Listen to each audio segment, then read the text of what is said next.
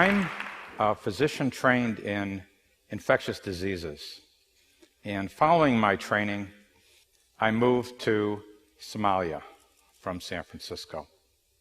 And my goodbye greeting from the chief of infectious diseases at San Francisco General was, "Gary, this is the biggest mistake you'll ever make." But I landed in a refugee situation that had 1 million refugees in 40 camps, and there were 6 of us doctors. There were many epidemics there. My responsibilities were largely related to tuberculosis, and then we got struck by an epidemic of cholera. So it was the spread of tuberculosis and the spread of cholera that I was responsible for inhibiting. And in order to do this work, we, of course, because of the limitation in health workers, had to recruit refugees to be a specialized new category of health worker. Following 3 years of work in Somalia, I got picked up by the World Health Organization and got assigned to the epidemics of AIDS. My primary responsibility was Uganda, but also I worked in Rwanda and Burundi and Zaire, now Congo, Tanzania, Malawi, and several other countries. And my last assignment there was to run a unit called Intervention Development, which was responsible for designing interventions.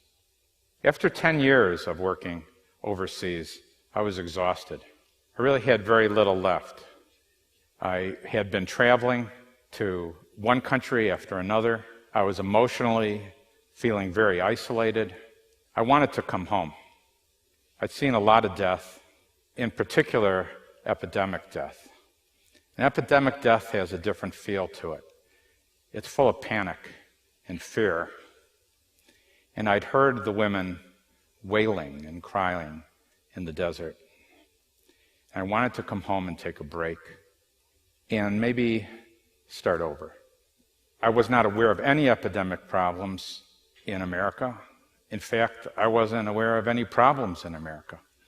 In fact, seriously, and in fact, I would visit friends of mine, and I noticed that they had water that came right into their homes. How many of you have such a situation? And some of them, many of them actually had water that came into more than one room. And I noticed that they would move this little thermal regulatory device to change the temperature in their home by 1 degree or 2 degrees. And now I do that. But, and I really didn't know what I would do, but friends of mine began telling me about children shooting other children with guns. And I asked the question, what are you doing about it? What are you in America doing about it? And there were 2 essential explanations or ideas that were prevalent. And one was punishment. And this I had heard about before. I mean, we who had worked in behavior knew that punishment was something that was discussed, but also that it was highly overvalued. It was not a main driver of behavior, nor was it a main driver of behavior change. And besides that, it reminded me of ancient epidemics that were previously completely misunderstood because the science hadn't been there before. Epidemics of plague or typhus or leprosy, where the prevalent ideas were that there were bad people or bad humors or bad air. And widows were dragged around the moat, and dungeons were part of the solution. The other explanation, or in a way the solution suggested, is please fix all of these things. The schools, the community, the homes, the families, everything. And I'd heard this before as well. I'd called this the everything theory, or EOE, everything on earth. But we'd also realized in treating other processes and problems that sometimes you don't need to treat everything. And so the sense that I had was there was a giant gap here. The problem of violence was stuck. And this has historically been the case in many other issues. Diarrheal diseases had been stuck, malaria had been stuck. Frequently, a strategy has to be rethought. It's not as if I had any idea what it would look like, but there was a sense that we would have to do something with new categories of workers, and something having to do with behavior change, and something having to do with public education. But I began to ask questions and search out the usual things that I had been exploring before, like what do the maps look like? What do the graphs look like? What does the data look like? And the maps of violence in most US cities looked like this. There was clustering. This reminded me of clustering that we'd seen also in infectious epidemics, for example, cholera. And then we looked at the maps. And the maps showed this typical wave upon wave upon wave, because all epidemics are combinations of many epidemics. It also looked like infectious epidemics. And then we asked the question, well, what really predicts a case of violence?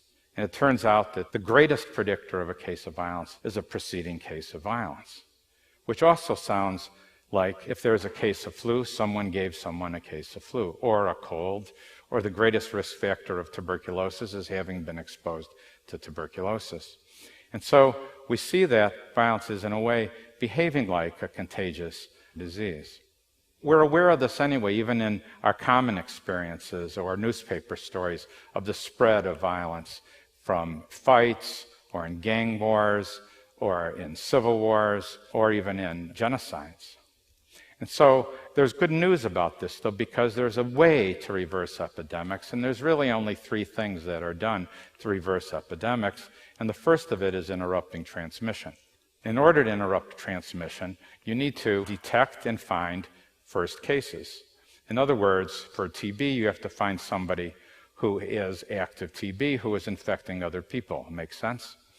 And there's special workers for doing that. For this particular problem, we designed a new category of worker who, like a SARS worker or someone looking for bird flu, might find first cases. In this case, it's someone who's very angry because someone looked at his girlfriend or owes him money. And you can find workers and train them into these specialized categories. And the second thing to do, of course, is to prevent further spread. That means to find who else has been exposed but may not be spreading so much right now, like someone with a smaller case of TB or someone who is just hanging out in the neighborhoods, but in the same group. And then they need to be, in a way, managed as well, particular to the specific disease process. And then the third part is shifting the norms. And that means a whole bunch of community activities, remodeling, public education, and then you've got what you might call group immunity. And those combination of factors is how the AIDS epidemic in Uganda was very successfully reversed. And so what we decided to do in the year 2000 is kind of put this together in a way by hiring in new categories of workers, the first being violence interrupters. And then we would put all of this into place in one neighborhood in what was the worst police district in the United States at the time. So violence interrupters hired from the same group, credibility, trust, access, just like the health workers in Somalia, but designed for a different category. And trained in persuasion, cooling people down, buying time, reframing. And then another category of worker, the outreach workers, to keep people in a way on therapy for 6 to 24 months, just like TB, but the object is behavior change, and then a bunch of community activities for changing norms. Now, our first experiment of this resulted in a 67% drop in shootings and killings in the West Garfield neighborhood of Chicago. And this was a beautiful thing for the neighborhood itself. First 50 or 60 days, and then 90 days. And then there was, unfortunately, another shooting in another 90 days. And the moms were hanging out in the afternoon. They were using parks they weren't using before. The sun was out. Everybody was happy. But, of course, the funders said, wait a second, do it again. And so we had to then, fortunately, get the funds to repeat this experience. And this is one of the next 4 neighborhoods that had a 45% drop in shootings and killings. And since that time, this has been replicated 20 times. There have been independent evaluations supported by the Justice Department and by the CDC and performed by Johns Hopkins that have shown 30 to 50 and 40 to 70% reductions in shootings and killings using this new method. In fact, there have been 3 independent evaluations of this now. Now, we've gotten a lot of attention as a result of this, including being featured on the New York Times Sunday magazine cover story, The economists in 2009 said this is an approach that will come to prominence, and even a movie was made around our work. However, not so fast, because a lot of people did not agree with this way of going about it. We got a lot of criticism, a lot of opposition, and a lot of opponents. In other words, what do you mean health problem? What do you mean epidemic? What do you mean no bad guys? And there's whole industries designed for managing bad people. What do you mean hiring people who have backgrounds?